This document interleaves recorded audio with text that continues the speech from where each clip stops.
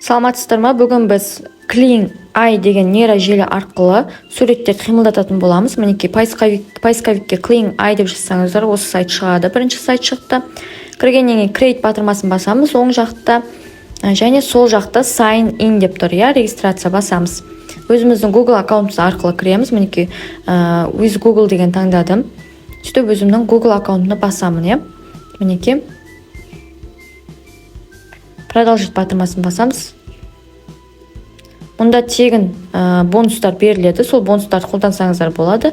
Бонус бітіп қалғаннан кейін басқа аккаунтпен кіріп жұмыс жасай беруге болады. Мінекей менде қазір 166 бонус тұр. Енді осы жақта сол жақтан видео деген таңдаймыз. Мінекей мұнда өзіміздің қимылдату керек суретімізді таңдаймыз. Және мұнда ақылы тарифтеріне қосылып әртүрлі суреттерді жылжытып қимылдатып көруге болады. Яғни ол кезде сапасы да әдемі болып шығады. Мұнда описанияға жазамыз.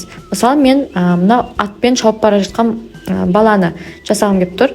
They are riding a horse деп жазайын. Олар атпен шауып келе жатыр деп, И және жоғарыдағы Clean 2-ден 0 дегенді Clean 1-ден 0 дегенге ауыстырамын.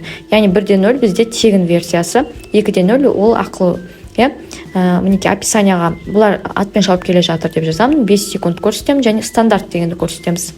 Мінекей настройкасы стандартта тұр және Generate батырмасын басып шамамен 3-4 минут күтеміз. Мұнда 5 минут депті. 5 минутта күтуіңіз мүмкін.